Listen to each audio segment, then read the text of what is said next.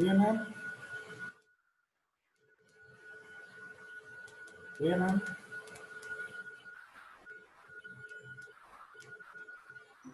Sir?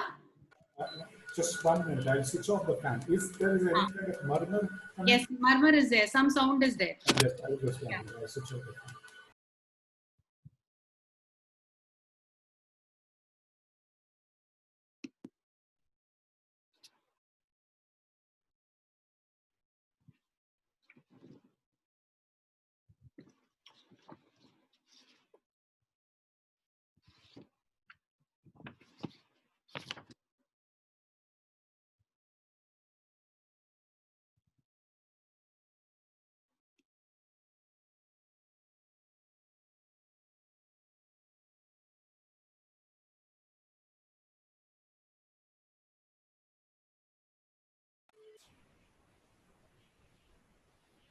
How is the sound now, ma'am?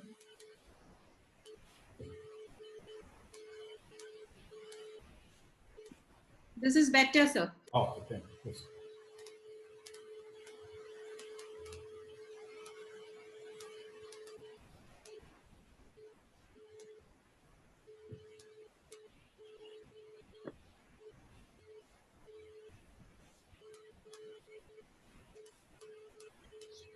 It is sharp 3, 2. Shall we start or shall we wait for another 2 minutes?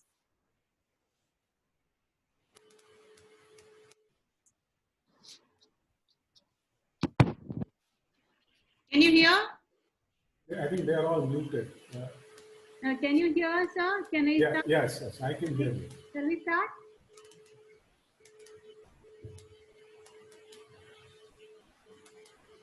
Yeah.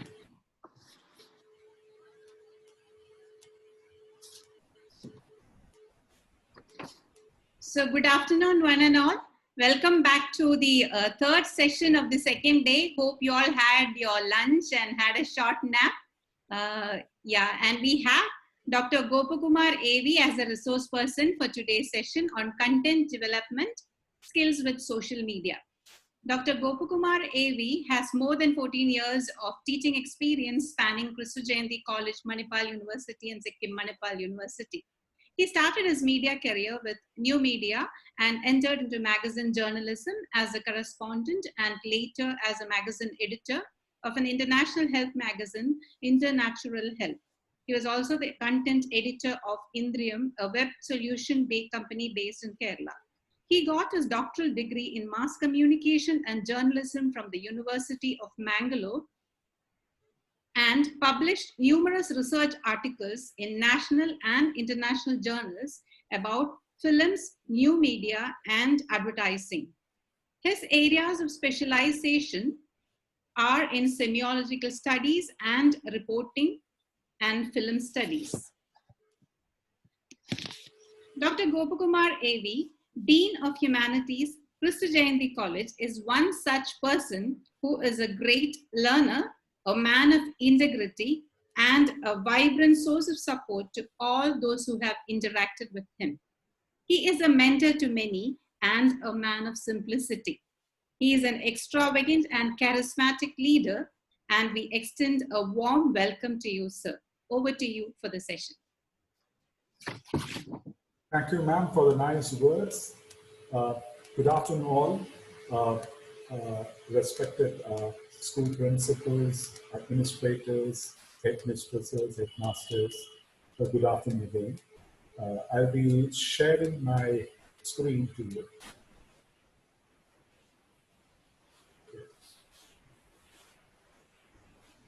Hope all of you can see my slide. As ma'am said, I'll be focusing on the content development part. Before getting into the presentation, I thought just I will share you some basics. What is a social media? All of you are aware of that. It's a virtual space where we can create content, we can share content, and we can also build communities through content. And for what purpose we use social media? One is major uses, one for networking with communities. Gopakumar sir, shall I interrupt you? Can you Yes. move a little to the left? A little to the left. Yes. Yes. Yes, sir. Okay. So the major uses of this social media are you can network with communities, professional and non-professional communities. Right. As a school administrators, you can build communities of teachers, students, officials in the education sector, and all. Right. So it's for if we can use this social media for networking with communities. Then through this medium, right, it has got a lot of categories. I'm going to touch that in minutes. Right, three different social media platforms. We can find people of similar interests. Then we can also share our feeling, thoughts, and insights to other people. So these are the major uses of social media, and the requisite. Right, what all things we should be aware to use. First, we should have a technological friendly mindset. So nowadays, all those mediums are user-friendly. Even a small kid can operate. So you should have that kind of technological inclination, right? And then you should have a smart device, and you should have good communication, presentation skills to reach different groups or individuals. Right. And before going into the presentation part, Sir, sorry yes? for interruption. We can't hear you. Can you hold the mic a little more closer? Am I audible now? Yeah, I hold it closer. Yeah. Yes, I will hold it like that. Right. You can look at the statistics provided. This is a scenario in the world where we have 67% are using mobile phones, and the internet penetration is 59%, and the active social media users is 49%, about 3.8 billion. Right. So this is the world scenario, and in terms of different social media platforms, in millions, right? Facebook is in the what they call number one slot, and closely the things is very generic. I mean, YouTube, right? And these are those listed in the top are the top used social media platforms. The WhatsApp, FB, Messenger, right? And you can also see some Chinese platforms because there in China, they use their own platforms. But when it comes to the what they call the leading players like Facebook and YouTube, and in Indian situation right now, mobile phone users 75%, 1.06 billion, and in terms of if you look at the internet users, 50% of Indians use internet, and 87.6 million. And we are the world's largest what we call internet users. And when it comes to the active social media users, 400 million. That is about 29% of the population are internet. So this is Indian situation. And when it comes to the platforms in India, right now, YouTube comes first, 82%. Then it is Facebook. Globally, Facebook right now users are more. And in India, it is YouTube. So this is this slides will give you an idea about the number of social media platforms, its users, penetration, and all. Gopakumar sir, Yes, Gopakumar sir, it is yes. not audible because I also cannot hear, even others are telling the same. I think we should do something. No, then, yes. What I can do is, ma'am, I Uh, remove this microphone. I just try. I'll try that. Okay. Am I audible now? This is better. This is better. Complete. So, so hope you have seen the slides which talks about the statistics, right? So in India, the social media penetration is very high. So more, close to 50%. That comes to close to 65 crores, and we are the number one in terms of internet users. And when it comes to the social media platform, right now in India, YouTube ranks first, whereas globally Facebook, and the gap is very, very marginal, right? So this is the situation statistically, right? This will give you an idea about the number of prominent platforms, the penetration, and all that. And coming to the social media types, right? Four major types. You can categorize under these four heads: social networking sites, media sharing networks, social blogging networks, and discussion networks. And the first category, we have all those commonly used Facebook, Twitter, LinkedIn, WhatsApp. There, we use this platform to network or share our content with others. Right? For example, Facebook, through Facebook, we are sharing pictures, videos, we are getting contacts. Twitter, right now, it's a textual medium, right now, where we are formally communicating with the what they call the community, with individuals. Right? So all those things comes under the first category, social networking sites. And media sharing, right now, there we are sharing the media content. And in India, this what they call platforms are used more in comparison with the other networking sites. Instagram, YouTube, TikTok, Pinterest, right? Through these platforms, right? We are sharing a lot of media content, videos, photographs, pictures, and all that. Then the third category is social blogging network, where where Tumblr, Medium, Discuss, there we share, we debate. Even Facebook and through Twitter, the Quora, these things are happening. Then the discussion networks, there again, it's a debate platform, where you raise questions and you get answers, people edit, and the most frequently edited or the most answers or those answers which are followed more comes in the online. Right. So these are the common social media types we are using. And what are the advantages of social media? Right. One is immediacy. Right. Because with the application of the what they call the software, really simple syndication. Right. Things are active. Right. What are things you want to just comment right now, or if you're making any kind of updates in your platforms, immediately it is reaching the users. So it's that much very fast. Priya ma'am, am I audible? Because I'm seeing a lot of hands. Sir, you can be a little more louder if possible. Yes. I'm close to the system. And maybe a little more louder because it is not very clear. That's the reason. Okay. So, it is very, very fast. The second one is its interactivity, right? You can do follow-up feedback. For example, Twitters and retweeting, right? So there, it's very instantaneous, right? If you're using the conventional medium, you have to wait for a longer period, right?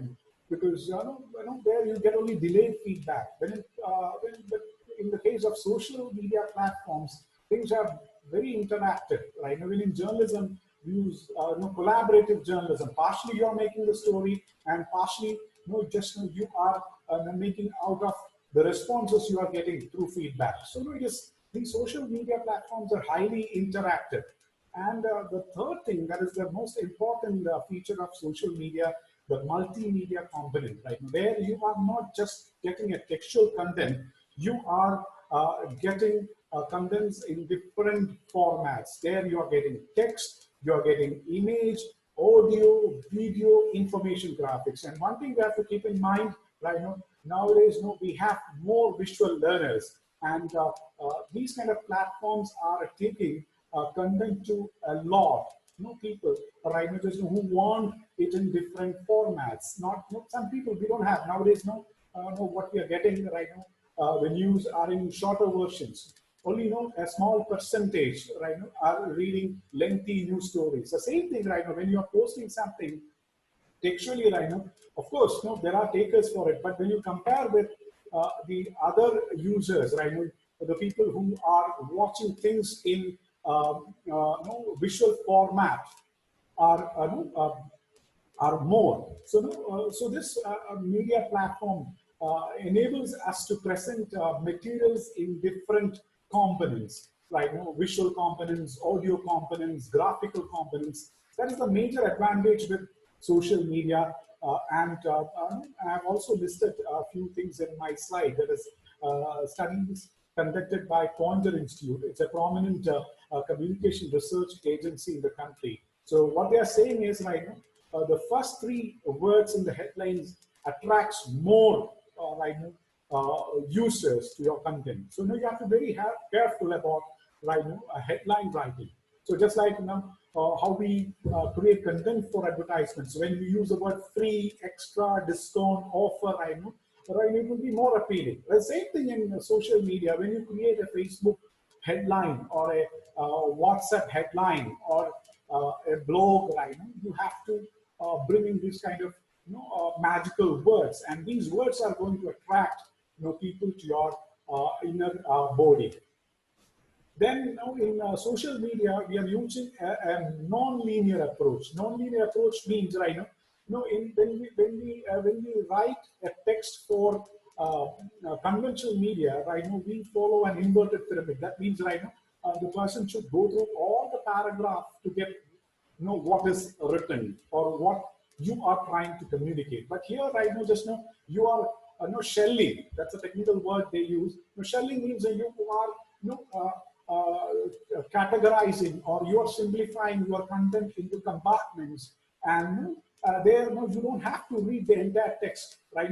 If you want to provide a certain information, it can be linked, right? You can give a hyperlink in your content, and if the person is not aware of that concept, right, and if the person wants to understand or wants to have a clear idea about the concept, right now, then they can click. Others, right now, are not welcome, right? So here, just you are putting things in a highly organized manner, and you don't have to read the entire text, right? You can pick whatever you want. So, for example, like just you are giving different perspective in a story, and the person wants only an economic perspective or a social perspective or a cultural perspective, right? The person can take it.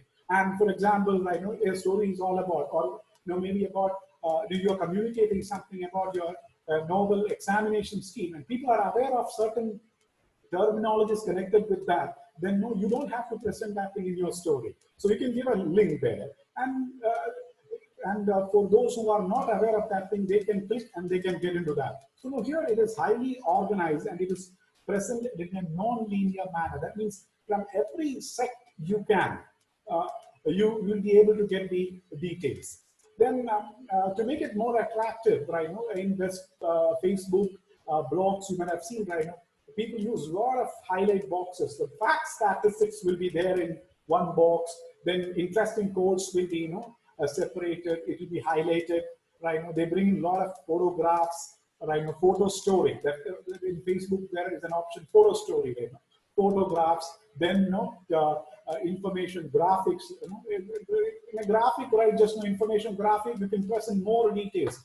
And textually, you require more paragraph to explain the same concept. But a graph can communicate things in a better way, and again in an objective manner. So, if you are and very simply, right now, you can present things in question answers. Right now, in all the websites, you can see that link.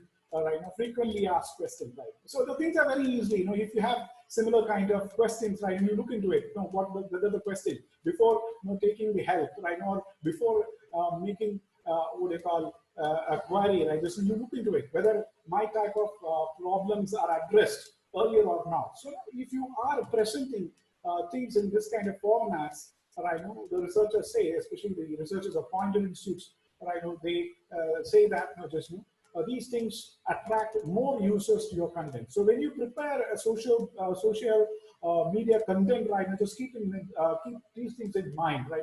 Write interesting headlines, right? Try to bring in some fact box or blurbs, right? Blurbs are short essence of the story, right?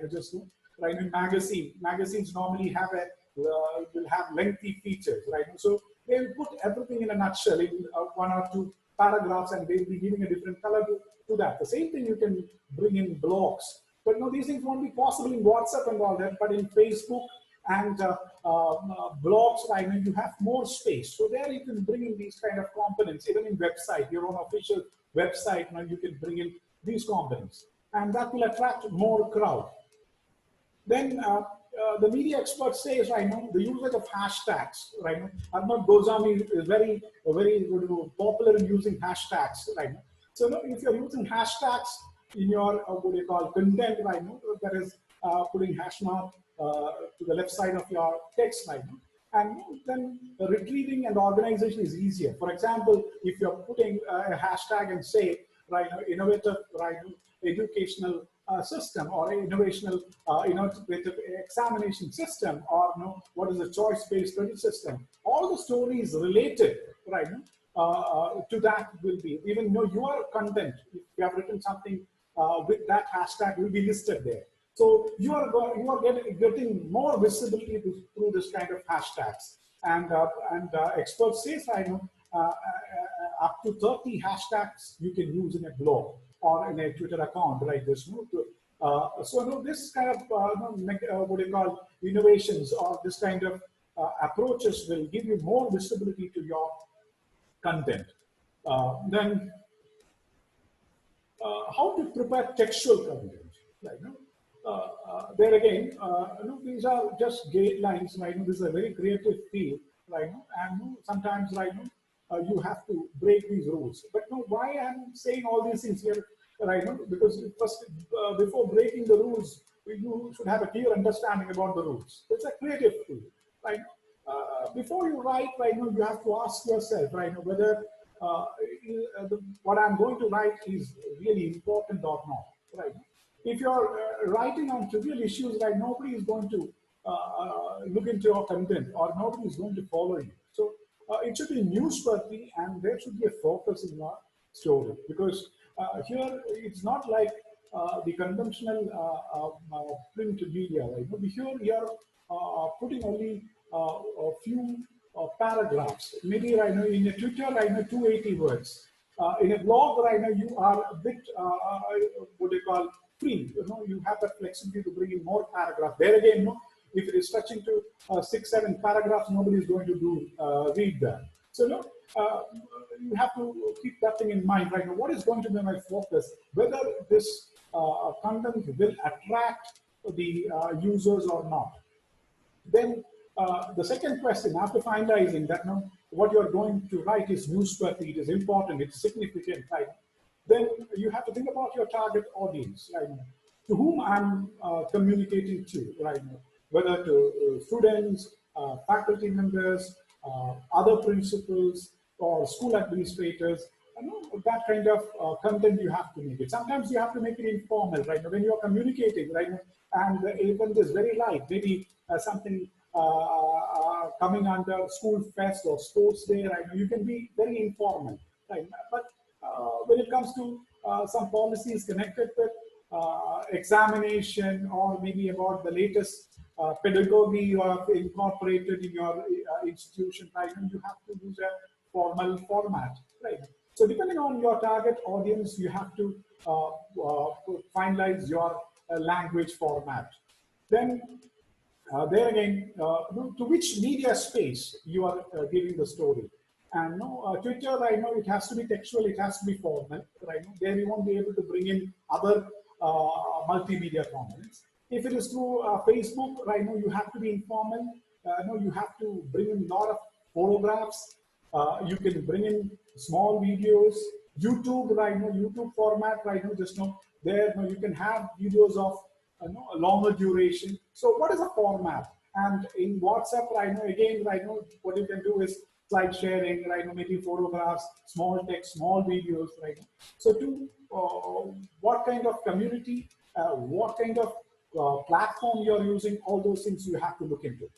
And how to write a story. And there again, you have to, as I said earlier, right, headlines are very important, right? Because headline attracts users to your content. So if you're using interesting headlines in your story, right, it is going to hook the users. For example, right, if you're giving a headline like this,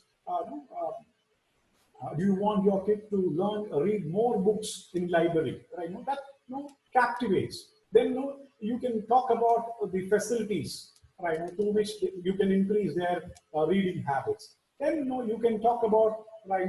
What actions they have to take, where they have to register, what's the timeline, right? Whether any fees involved in that. So you have to bring these what you call content in this kind of order, right? First maybe, right, a captivating headline, then what is it all about, then finally what you have to call for an action.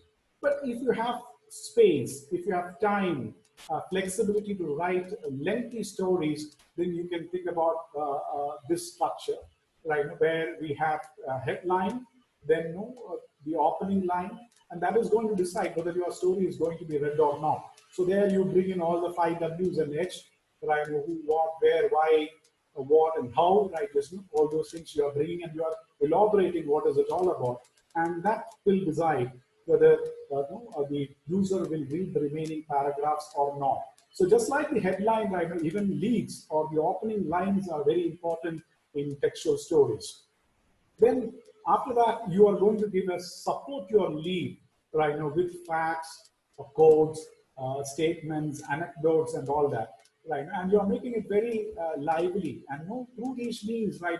You are bringing in, or you are tying in with the reader's experience, and that is going to attract more readers, right? So, and then you have to give, right, the context, background. For example, I've told you, right, you won't be able to write everything in a social media story, right? So, if people are not able to connect, for example, you are writing an article, or you are blogging something related to COVID-19, right?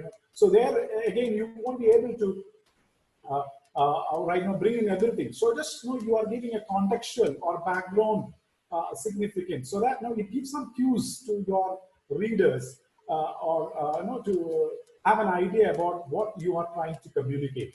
And finally, just you have to end your story with a summary, and there again you have to be very careful, right? Because sometimes you might have summarized the thing in your lead, then you should not repeat the same thing, right? And you have to have a different ending, right?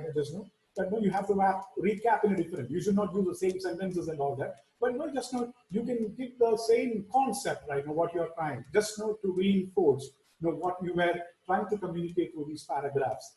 Then the best way is, right, you can talk about the future, right? What is going to happen now, right? The future action, right? That will be the best ending, right? If that is possible, right? What is the next step that you can bring in your story? So all these things are possible only if, right, if you have the freedom to write more, or if you have the space to communicate more. So maybe the entire the structure in its entirety can be used for lengthy blogs. Whereas for small postings, right, you won't be able to bring in all these things. There again, right, there you have to think about 3 things, right? One is catchy headlines, right? An invitational paragraph which takes your reader to what you want to communicate. Just like, do you want your kids to read more books in the library? That is a captivating line, and which can take the what they call reader to the inner story. Then finally, right, you have to mobilize them. You have to activate them. How that is possible, right? There, right, you can give links, right? You maybe through special kind of reading skills, right? You are enhancing this quality, and there is a workshop connected with that, and you are asking the parents to register for that. So like that, for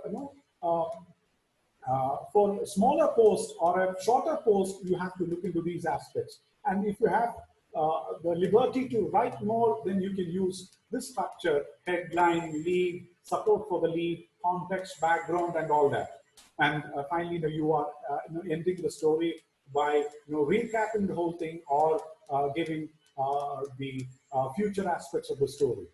Now, two more things you have to be careful, right? You have to keep in mind, right, just when you write stories, the impact factor, right? Just there again, before writing the story, you should have this thing in your mind, right? How it is going to, impact my readers?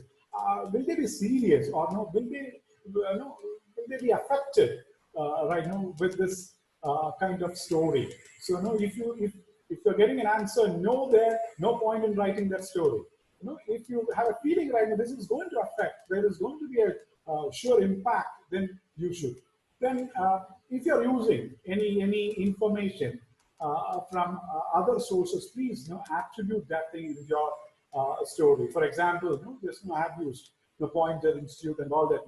From where I got the status, even the sites which display the status is having a credit line, where it shows from where it is taken, right?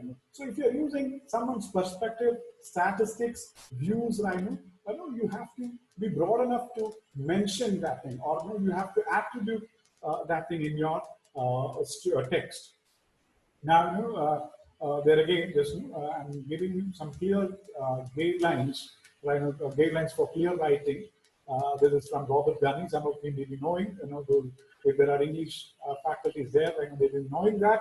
There are 10 golden rules that you can keep in mind when you write. That is, it should be very short, it should be very simple, use familiar words, no unnecessary, no repetitive words, and bring action into your words, right? And you have to use a conversant language, use picturable term, that means usage of metaphors, time with the reader's experience, and use variety, balance of short, long sentences, right?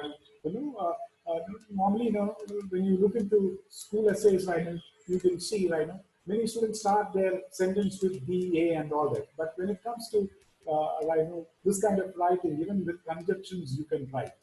Bring in variety, right? We don't look into right, just your high school grammar and all that. You have to avoid grammatical blunders in your presentation, right? Make it very simple. For example, if you look into quality publications, they don't bring more than average number of words in a sentence is 7, right? So very simple sentences they bring in, right? And you are doing all the things for expressing your views, not for impressing. So that also you have to keep in mind. And if you find any difficulty in understanding right now how complex language you are using, right now you can use Fog Index now, right now. There are social media platforms where you can paste your text and you can check the readability. If you are getting a range within 8 and 11 right now, what you have replied is very clear right now. And if it is more than 12 right now, things are ambiguous, and people won't understand, or they won't be able to decode what you have written, right? So there's a calculation, and again, this calculation is based on right now the number of words per sentence, the number of familiar words you have used, right? And now you don't have to break your head, right? There is a formula for that thing. But now the social media platforms, right? There, right now, you can paste your text and you can check the readability aspect. It's called Fog Index. And now, as I said earlier, right, the text should be focused, right, and should be compartmentalized in small paragraphs. And if possible, you can give sub-headlines, because I've told you, right, when you write for social media platforms, right, they're not going to read your entire text. They'll pick only what is more interesting. So if you are customizing, or if you're categorizing under different sub-headlines, right, it will be right, useful for them. Right? Sometimes they will pick only your cultural perspective, sometimes they will pick only your academic perspective, sometimes sociological, sometimes economic. So whatever may be, right, if you are right, shelling the content under different heads, things will be easier, right? And there should be a flow, right? Sometimes you'll be using a chronological order, sometimes you'll be using a logical order, chronological means, right now, what comes first, what next, like that, just like a story, right now.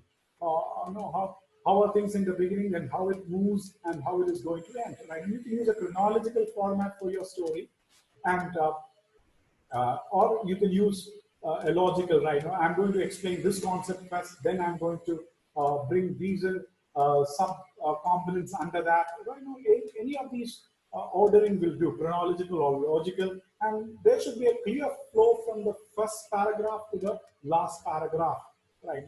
And sentence should be connected, and you can use a lot of transitive words if you want, right? You know, like furthermore, moreover, apart from these, right? And use these transitive words to connect the sentences, and you can use, right, a technique called foreshadowing. Foreshadowing means, like, just you're giving some hints about what is going to happen, right? Or what is going to come next. You're giving some kind of cues. That is what you call foreshadowing, right? That we can bring in, and that will ensure that your entire text is read. Right? So there should be a clear flow from the opening paragraph to the last paragraph. If you're bringing that kind of transition, right? The people will read the entire story, and sometimes, right, you can use threads also, right? And maybe a person or an event, and you can move the entire content with that thread, right? Maybe a person or an event, right? So you're connecting. For example, right? Through a school student, you can explain the innovative teaching practices, right? In your school, or maybe through a teacher, right? You can explain the innovative pedagogy so and so is using in the school. So they are the teacher or the student are the threads, right? So you can use thread to connect these, what do you call, the content, and you can move the entire story. Right? So entire story can be woven around these threads, right? So that makes, or that brings a better flow to your content. And these ethical values also you have to look into, right? Fairness and decency when you post things on your social media platforms, right? Fairly, you have to do that, right? Of course, nothing wrong in discussing and all, but it should be a healthy debate, right? Then you have to look into, right? The credibility part, what all things you are posting, right? It should be true. Otherwise, right, it will affect your credibility, and if you are losing your credibility, next time people are not going to follow you or not going to take your content. And you also have the responsibility to sources and the readers, right? So if you are using anybody's material, you have to do an attribution, right? And don't manipulate, exaggerate things, don't, right? Still things, right? So that you have to keep in mind, right? Because you have a responsibility to your readers, right? Don't bring in commercial context, what do you call, under the pretext of, right, what do you call, sociological or social impacts and all that, right? If it is clear marketing, you have to do it like that. So no obscure business, right? Because you have a responsibility to readers. And the same thing with the sources also, right? If you're taking something from somewhere, right, please mention that thing in your text. And plagiarism, right? Now use, for example, if you're pasting any plagiarized content in social networking sites, right? They can do a reverse check what you have posted is original or not. So keep in mind these things. Then coming to the multimedia content. So along with text, right now, as I said earlier, you can use the other components, video and audio components, right? If you're using video components right now, maximum 2 minutes. If you are right now, if you are bringing more than that, right now, there is a buffering time, and the users won't have the patience to to wait. Right now, they won't wait for a longer period and all that. So what we can do is, right, we will make the mashup videos, right, edited videos for a shorter duration, and that you can post. For example, right now, just my kids are studying in a nearby school. So what all activities they are part, the teacher is right now making a video recording of the whole thing, and they are posting it through WhatsApp, and we are getting an idea, right, just what they are doing right now in school. Maybe right now their craft activities, they can speak all those things. So like that, you can bring in right now video components in social media platforms. Then there again, you have to decide right now what is going to be my textual content, what is going to be my video, what is going to be my audio. Sometimes, right now, if you're not able to bring in variety in the visuals right now, no point in bringing video, right? Just no, maybe just my session, right? Just there is no variety in the shot, so just speaking. So it can be in an audio format, right? So as a social media content creator, you are deciding this will go as a textual form, this will go as an audio form, this will go as a video form. These many things I will put in information graphics. For example, if you have numbers, figures, all those statistics, right? You can use information graphics.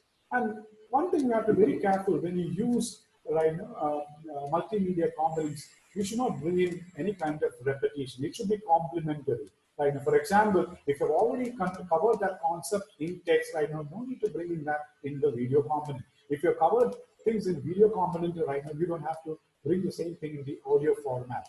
So keep that thing in mind. It should be complementary, and you should not bring in any kind of repetition. Then, how you can promote your social media content, right? By creating this, I've got it. I've referred buffer.com. You can also do that, right? So they are aggressively promoting social media content. So they have come with a strategy, right? There's 6 major steps to boost your social media content. One is right now, create unique posts for each social media. That means you should not use the same material for Facebook, WhatsApp, blog, and all that. According to the nature of the media platform. For example, if you're using Facebook, you have to bring in more photographs. If you're preparing content for blog, you have to bring in more text. If it is through WhatsApp, right now you can bring in pictures, small mashup videos, same thing in Twitter. Twitter, right now you can bring in only textual comments. So what is the nature of the social media platform? Accordingly, you have to design your content. So you should not use the same content for all the media platforms. Next is you have to become a social media outreach expert. How it is possible? You have to create followers. You have to create institutional advocates. And it should reach your peers. It's not in the number of what they call audience. It's a type of audience, right? You should have audience, viewers, readers from all categories, right?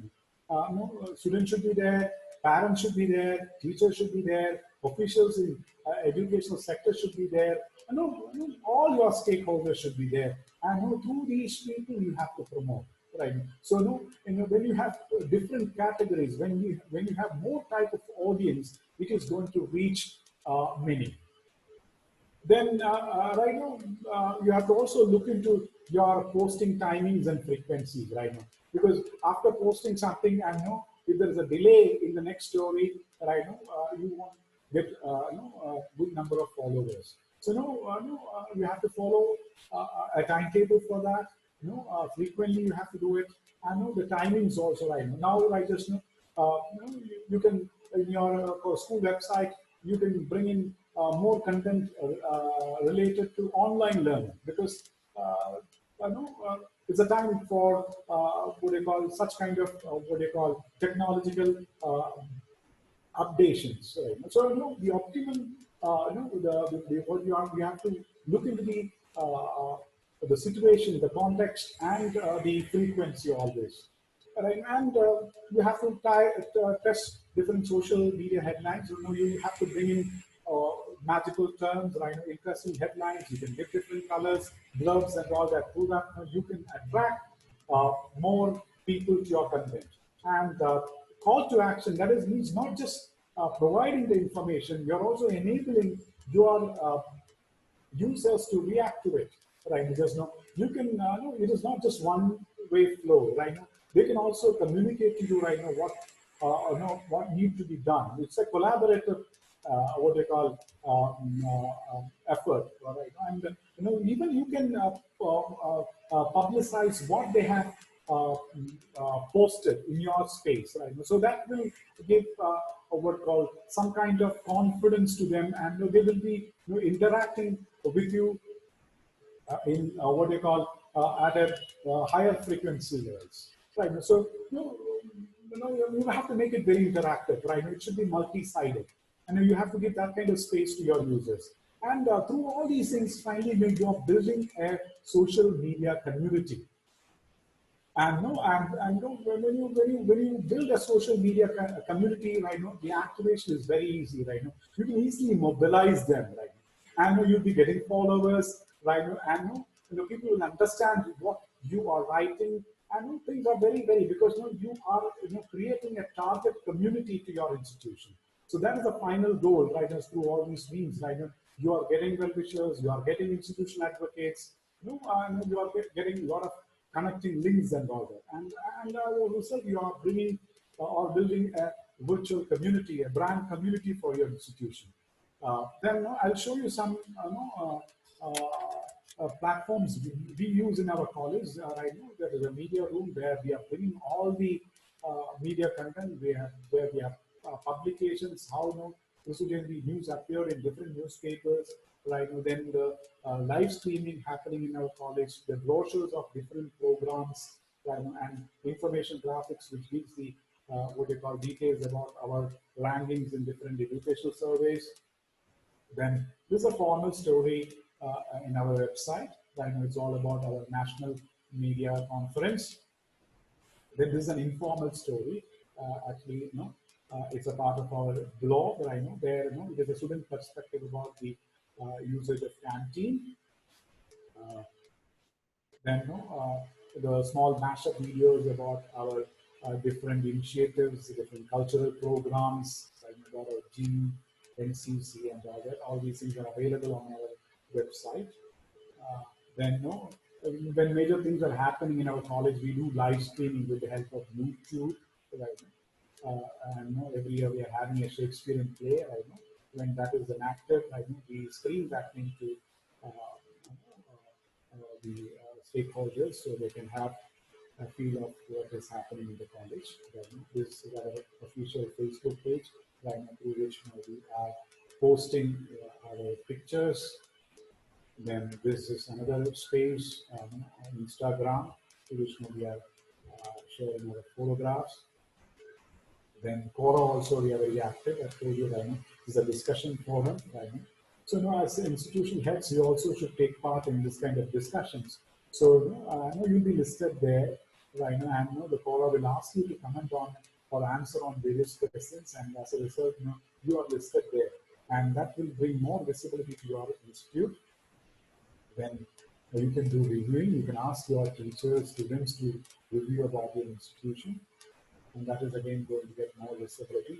And we have having our own app which is developed by the students, and it is from a student perspective, right? And it is very popular among students. And through these apps, students are getting an idea about their timetable, like the exam dates, the first updates, all those things.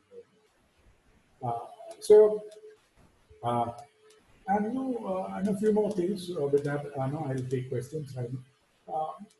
When you are part, so we were discussing about how we can content, create the content, how we can promote. We also look into these guidelines. So when you are part of a community, right now, what all things you have to keep in mind? There again, right? There is a very popular community, online community called Principles Life. You can look into that. I know it is a US Principles community. It's called Principles Life.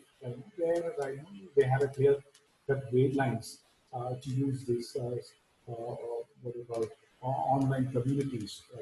So there, in essence, right, just in short, right, you have to be very cautious. You have to be very kind, right, and a lot of sensitive issues are there.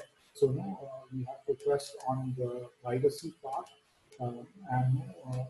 In communities, you should not advertise. You can do advertisements in your websites and in your own social media platforms. So you are part of an online school principals communities. Right now, you have to refrain from such kind of postings, and there should not be any kind of political postings.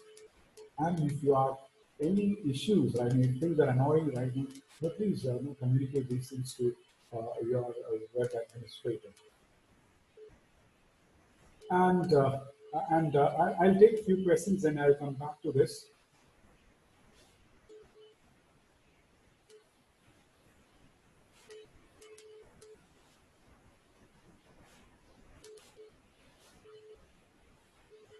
Yes. Am I audible now?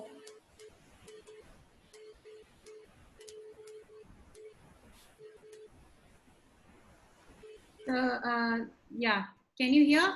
Yes, yes. So thank you for that enriching session. Now we will go for the questions. Amir sir, the admin, can you unmute the people who are raising hands? Amir sir? Yeah, ma'am, I'll do that. So those who want to ask questions, you may please raise your hands. You will be unmuted and you can ask a question.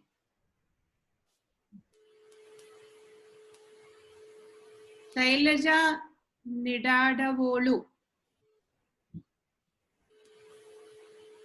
has raised the hand.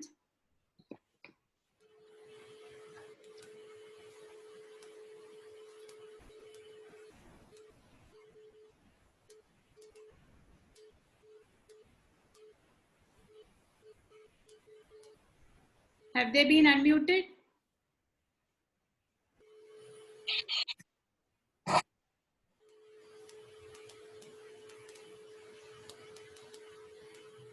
Yeah, you can ask the question.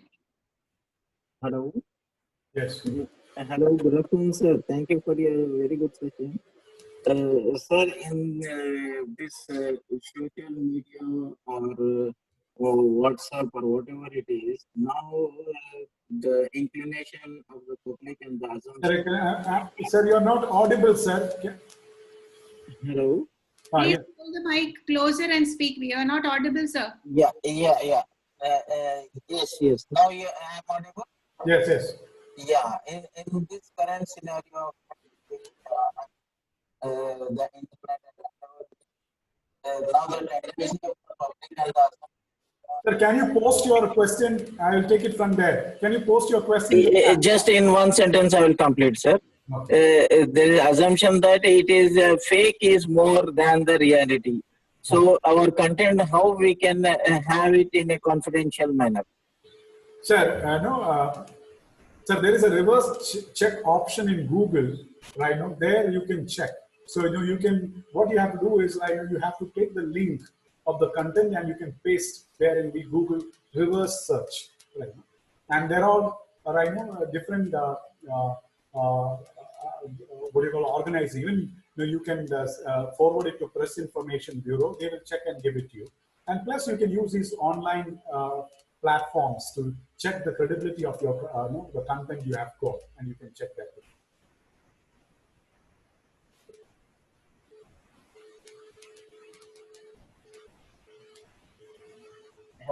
Sir, I was not talking about checking. In fact, about presenting myself to be very in a confidential manner that the people will rely on that.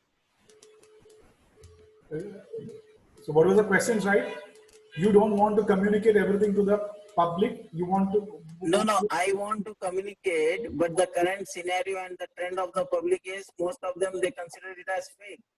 So how I can get the confidence of the reader? And in the how I can change it appropriately? This is what my question is. So, sir, that's a part of a social media disaster, right? People counter because when others get a feeling that you are more visible, you are more people, popular, right? They counter you with this kind of things and all that. Sir, you have to be proactive, right? You should not stop posting things right now, and you have to post at a higher intervals. That's how you have to beat them. People will try, everything to stop you. That's how you can tackle this social media disaster. Right? They will just do all the negatives. But no, you have to be very proactive. You should not react to those posts, right? But no, you have to increase the frequencies, and nothing can stop from that. And you should not be scared of posting things, right? Because it's a volatile platform, right? You don't have good checks and balances, right? Things are going to be like that, and you have to be proactive. Yes.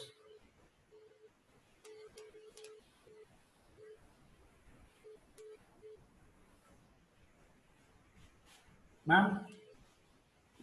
Richard, sir, you want? Ma'am, Yes. no, madam. Thank you. I just wanted to make one announcement towards the end, madam.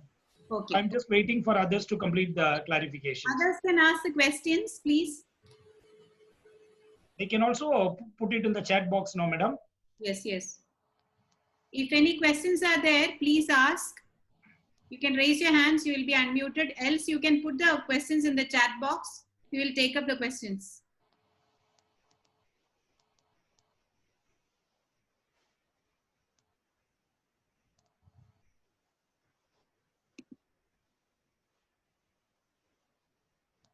Is there any more questions? Ms. Neetu had raised the hand earlier. Dr. Venanzia also had raised hands earlier. Can you please put your query in the chat box?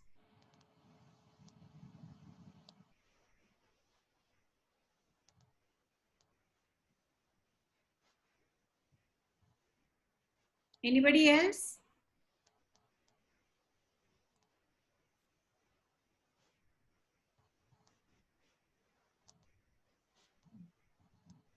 Okay. Okay, then I think maybe Richard sir can. Yes. Yeah, somebody has raised a hand. Shashank. Yeah. We will wait for maybe some more time, madam. Shashank. Shashank Vaishnav, sir, ma'am, this is. Good afternoon. Sir, as we are providing the good content for the students, even then, some of them, they are not coming on the online education. So what can we do further for solving such type of problems? Sir, if you can have media literacy program, why they are not coming? Because they are not aware of the possibilities with these platforms. Right? If you can teach them, right, or if you can conduct some kind of awareness sessions, right, they'll be using that. For example, right now, we are using Zoom sessions for taking classes, and we are teaching them how to follow it and all that, even in the Google Classroom. So we have to create that kind of media literacy. Then only they will be part of that. Sir, actually, we are creating the good content. We are providing them the good content. But even then, half of the students, they are joining. So we are giving our best also, and students are satisfied. Even then, some of the students didn't join the chat. Okay. In online classes. Online classes. After getting the good content also, actually. Okay. How they are faring in the examination, sir? In the examination, they are doing good, sir. Means they have other sources. Now, if they are failing in the examinations, they are depending on other sources. So it is, what they call a reminder for us. What we are preparing are not effective. Right? No, sir. Teachers are also, sir, giving their best. No, even teachers are providing the best content. Even then, they are not coming online. Only some of they are coming online. If they are faring well in the examination, that means they are depending on other content. So that is a reminder for us. Okay. Amit Mehra and Dr. Padmanabha has raised their hands. Amir sir, please unmute them. Yes. You can ask the question next. Yeah. Good afternoon, sir. Good evening. Sir, I have a small query. Like these days, we all know we are trying a lot of platforms, starting from Zoom and going for your Microsoft, doing for Google. If you talk about my institution, we have tried so many, all the platforms and all the platforms of your creation of content and uploading it. There are certain obstacles. So I just want to know, for example, if some platform, suppose I talk about Zoom, it has its own pros and its own cons. Same way, if I talk about Team, that is a Microsoft platform, it has own pros, own cons. So my concern is that which platform as an educator we should use, which should be very economical as well as which is appealing to all. We're not creating the content for classes, we are creating for masses. So if I talk about a student who is in a, in a remote area or in a village area, something which is appealing, suppose the penetration of WhatsApp is more. If you talk about, we develop content and we upload in WhatsApp. Same thing if we conduct the online classes through Zoom or through other online mechanism. So I just want to ask you and get your suggestion. While selecting a particular platform, whether it is delivery of your lecture or content development, what are the basic 2 or 3 things we should keep in mind? And in the present scenario of COVID, where we don't know what time we'll be going back to our regular classes. So our content has to be something like that, which is appealing to all, which is interesting, which is interactive, and which is also fit for everybody, whether it's a teacher, whether it's a student, whether it's for even a common person. So just concern, please tell us how, while developing our content or while uploading it, while selecting a particular platform, what are the basic things we should keep in mind? Thank you, sir. I'm not a technological expert. I'm just a faculty right now in what we call journalism and mass communication. But with my limited experience, I'll try to answer your question. For this convo, what do you call? Could you please speak louder? You're not clear, sir. Can you hear me now? Can you hear me now? Yes, sir. Please. For example, right now you have to look into the net connectivity. Now, if you are trying to communicate to your students who are in remote areas, right now, net is not going to function there. So what you can do is, right now, in your PPTs, you can load audio files. You can explain your slides in an audio file, and you can send it to them. Right now, what they have to do is, right now, they have to download and they can listen to. Right. And for example, this session is happening through Zoom advanced versions. Right now, there you have to pay, and that's the reason why right now we are getting an uninterrupted session. But in the basic platforms, I go only for 40 minutes. Right. So we have to look into these technical constraints. And Google Classroom, right now, there again, right now, you can load your slides, small videos you can bring in. You can give referential videos. All those things are possible. Sorry to interrupt you, sir. We are now using Google Classroom, plus we are doing streaming also. We are conducting our own webinar, sir, as educator. So in this period of COVID, we have learned so much as an educator. And I must share, as a person, I have grown so much. I'm not a techno-savvy person, but over a period of time, a lot of things going on these days, from starting from WhatsApp, moving to Zoom, then to Google Classroom. Now we are able to even create our webinar. Thanks to the technology, thanks to, this COVID, I must say that we are becoming techno-savvy. It is being said that safety is the mother of invention. So we're trying our best. Only the one thing I want to ask you, I'm in Punjab, and we are, using all sort of mechanism, all sort of platforms. 15 days we try one platform and then we shift to another one. Do you feel it is the right way of doing it? Or should we wait for the time? That's slowly.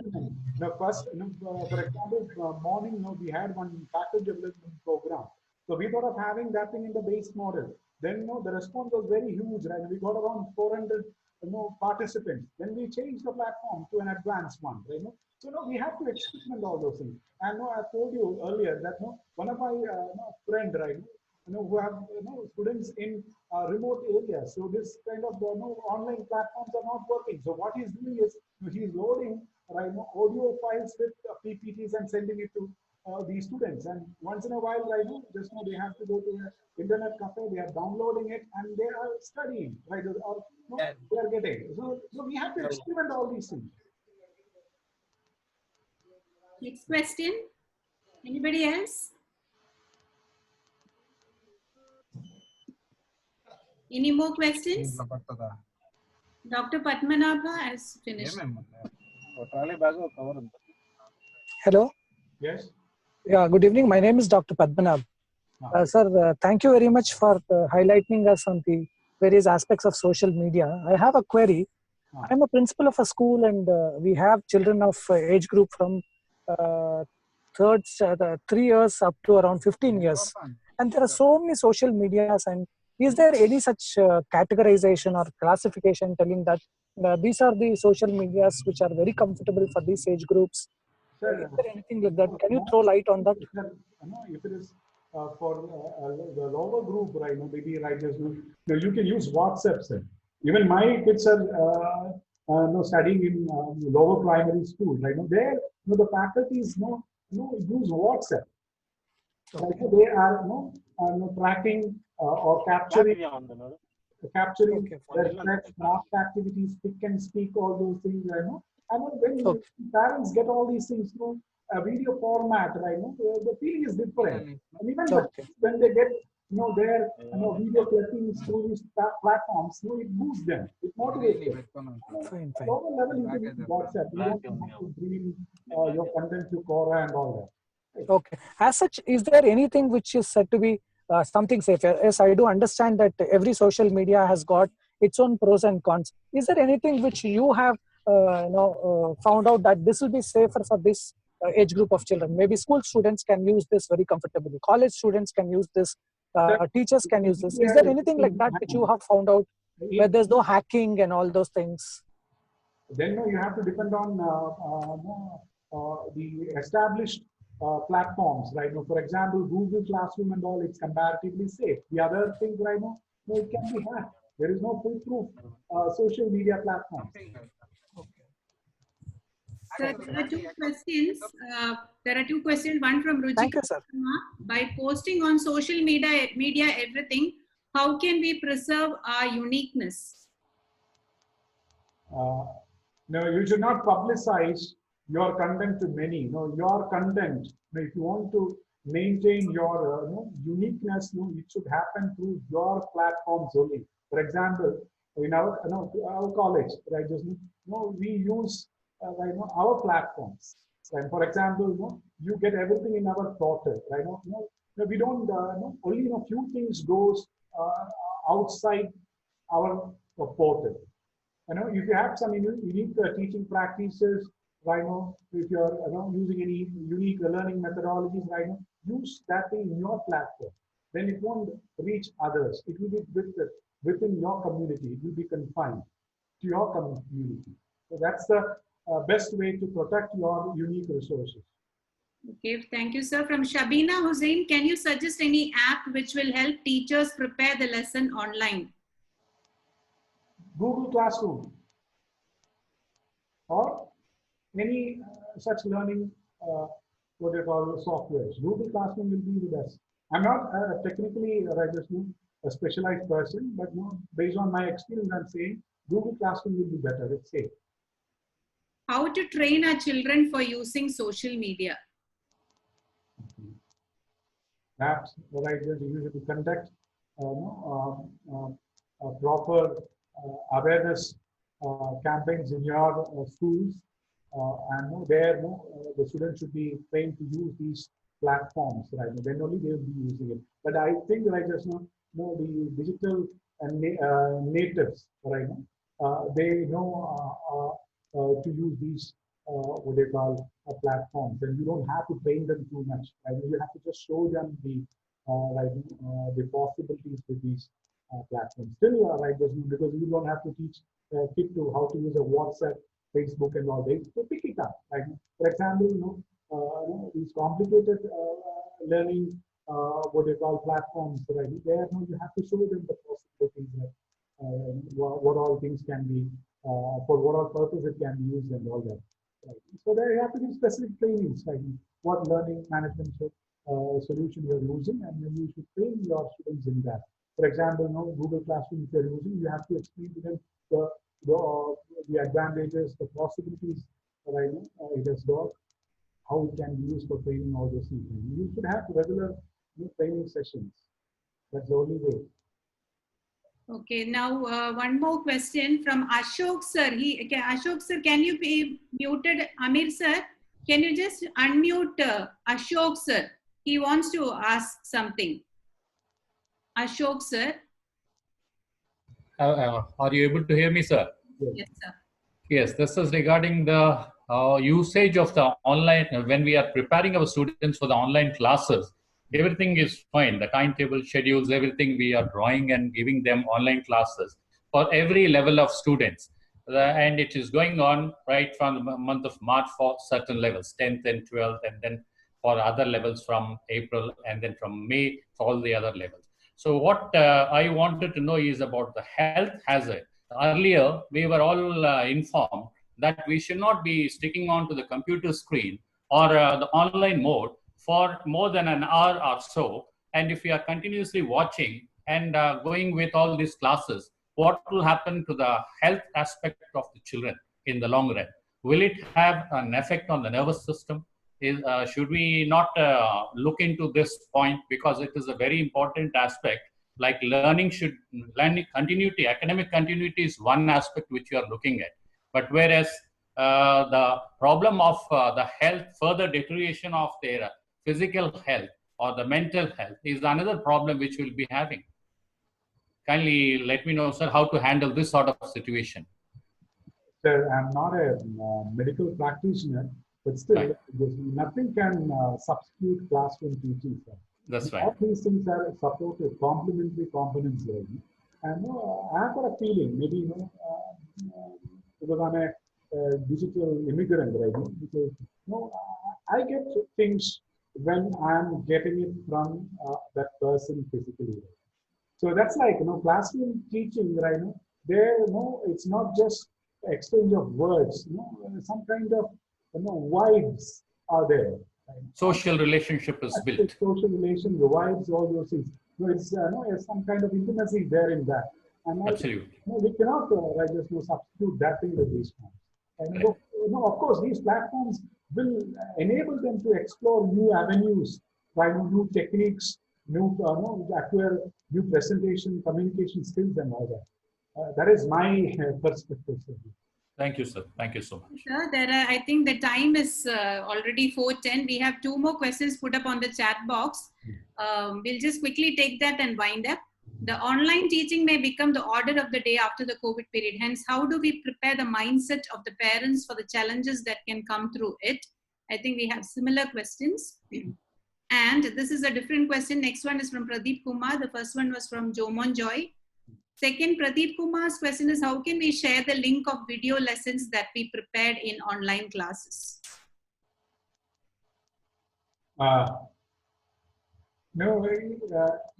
As I said earlier, I know this is not going to substitute classroom teaching. For example, distant education, all those things happens through this kind of platform. But when it comes to conventional learning, university learning, teaching, it will be in classroom mode only. Of course, certain sessions will be in these kind of platforms.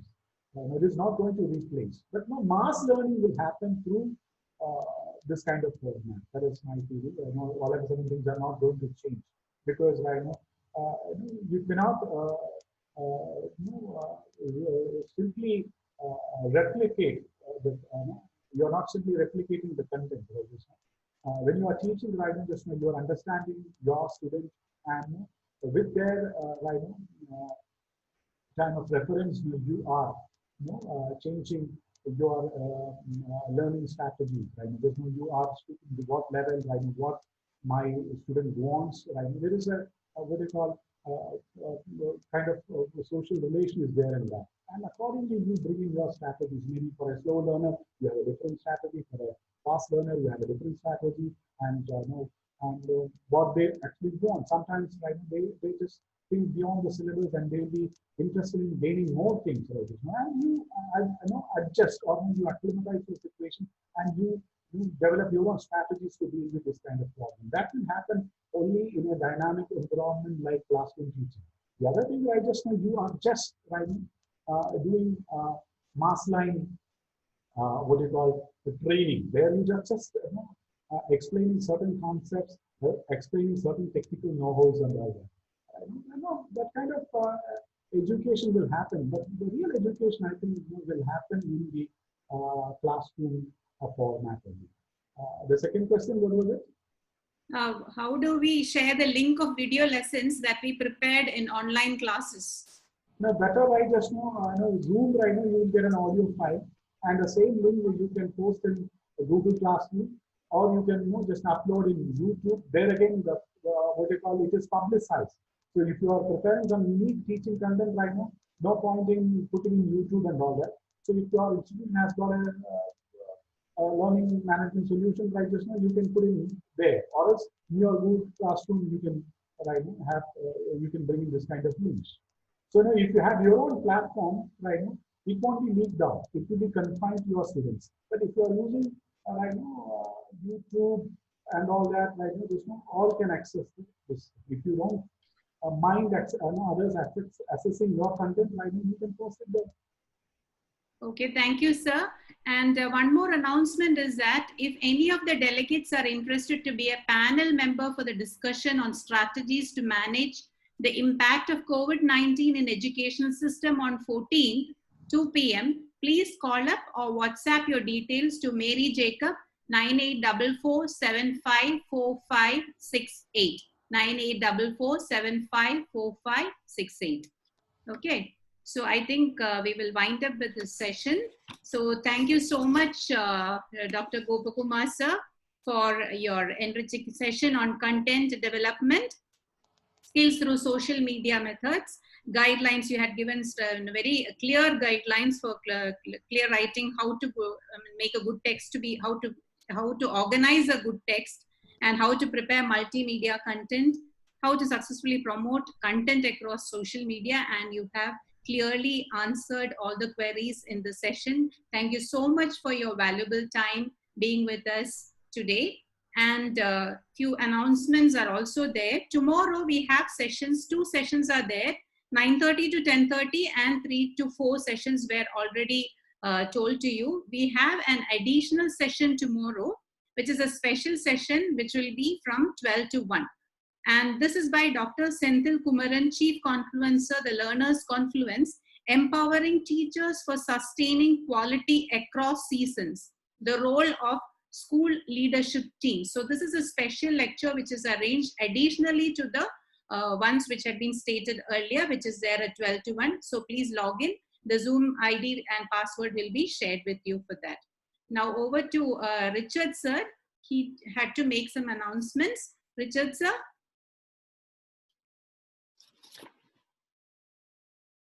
Richard sir. Amir sir, can you unmute Richard sir? Thank you, madam. Just wanted to make these 2 announcements only. You have done that. No problem. Okay, so just wanted to remind them about tomorrow's afternoon program and also the panelists. Yes, madam. Okay, so thank you one and all for being there, and wish you a wonderful day today. See you tomorrow once again. Goodbye.